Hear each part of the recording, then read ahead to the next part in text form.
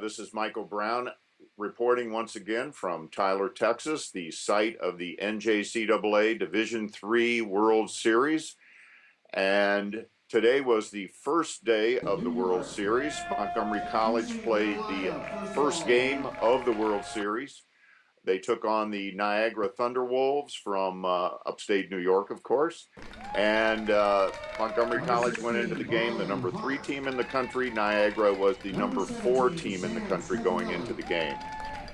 Jamison McGrain was the starting pitcher for Montgomery College. Michael Elwood was the starting pitcher for Niagara.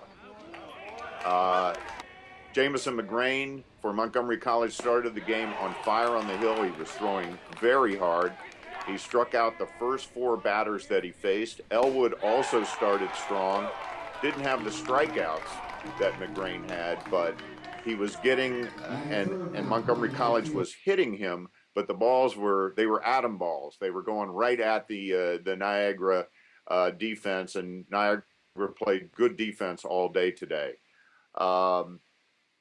Niagara finally broke, well, not finally, they broke through in the second inning with 2 runs. Then they added another run in the third. So Montgomery College, after 3 innings of play, was trailing 3-0. But in the top of the 4th, Greg Turlick made a diving catch in the outfield. And that defensive gem seemed to inspire Montgomery College. They came in and scored 4 times in the bottom of the 4th inning. The weird part about that rally was they did not have one hit. Elwood, the starting pitcher for Niagara, sort of unraveled in that inning. He kind of lost his composure, and he walked several batters. He hit 2 batters. He threw a wild pitch, and on that wild pitch, Greg Turlick scored from third. On a beautiful dive into the plate, very close play, but he was safe. And then immediately thereafter, there was a hit by pitch, and another run scored. Ian Velez scored on a subsequent walk.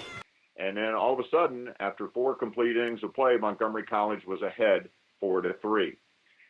The top of the 5th inning featured 2 outstanding defensive plays by Montgomery College. Ian Velez on consecutive batters threw out runners at home plate with beautiful throws and a beautiful catch and tag and block of the plate by Miles Leader on both plays. The first play was closer than the second. The second play, Leader had the plate blocked to the point where the runner never even got close. 2 beautiful throws by Velez and 2 brilliant catches and blocks of the plate and tags by Miles Leader. So Montgomery College came in after the top of the 5th inning on a high. They had scored 4 runs. They had had 2 beautiful defensive gems, but they went down quietly in the bottom of the 5th, and then in the top of the 6th, there's no other way of putting it, folks, the floodgates opened. Niagara they hit the ball. They hit the ball hard. They had a couple of doubles to start off the inning. The other thing that happened in the top of the 6th there was that Montgomery College changed pitchers. Jamison McGrain had thrown 5 complete innings. He struck out 7. He pitched well, but he'd also thrown a lot of pitches. He'd thrown over 100 pitches. So Montgomery College, realizing that they would need him later in the series, and also the mere fact that the young man had thrown over 100 pitches, took him out and put in Jack Souter. And Jack Souter had been very effective in his last few outings. We saw him pitch great in the Region 20 tournament against Prince George's. But Jack Souter did not have it today. They touched him up for several runs. They brought in John Maloney. John Maloney did not have it today. He was touched up for 3 runs. And then Colin Cox came in, and while he got the side out finally, he also gave up a couple of runs. Bottom line is, Niagara scored 10 runs in that inning, a 10-run inning. And as a result, 11-run inning. As a result, they were up 14 to 4, and for all intents and purposes, that was the end of the ball game. Montgomery College did score a run the following inning on a Greg Turlick triple, and then he scored on a fielder's choice ground ball by Joe Coleman, and then they added 2 in the 7th on a long, there's no other word for it, a majestic home run by Jake Taylor. As a matter of fact, Montgomery College was told after the game that they think that was the longest home run that's been hit in the World Series at Tyler. And keep in mind that Tyler has held this World Series now for the last 6 or 7 years. So Jake Taylor hit a very long home run, but it was all for naught as Montgomery College went down to there's no other way of putting it. It was a bad defeat, 15-7. Tomorrow morning at 9 a.m. So they spent the rest of the day sort of resting, licking their wounds a little bit. Tonight, I went with the team to dinner.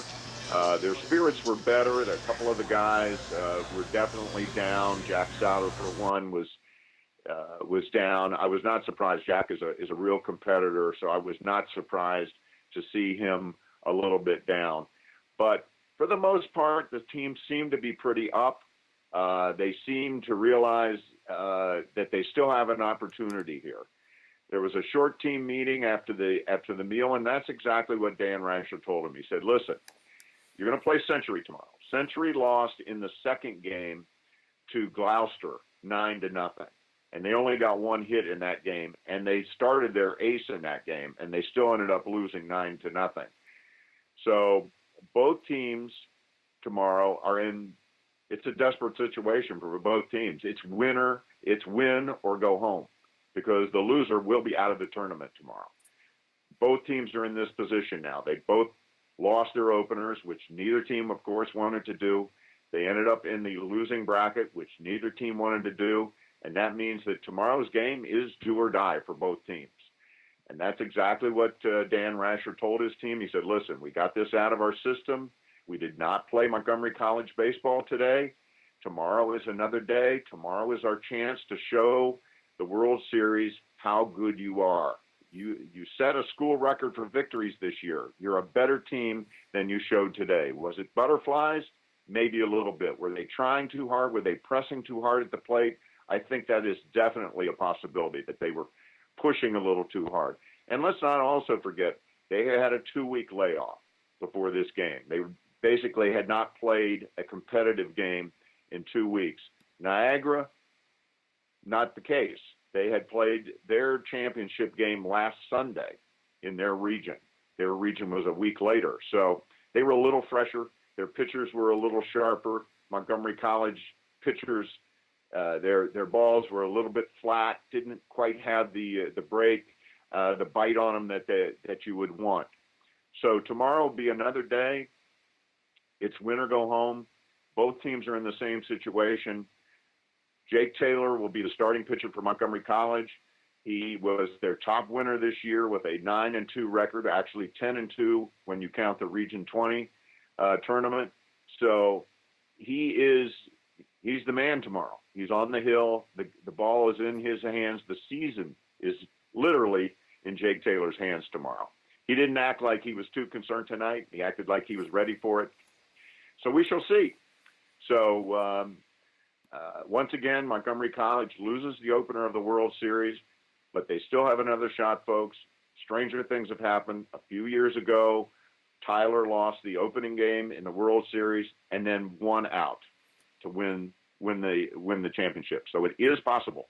It's going to be difficult. There's no question about it, but they've got to take one game at a time, and tomorrow is the first game of that one game at a time series. So once again, I'm Michael Brown reporting to you for Montgomery College Television, Montgomery College Television Sports from Tyler, Texas, the site of the NJCAA Division III World Series. And we will talk to you tomorrow after the game, and hopefully we'll be talking about a victory.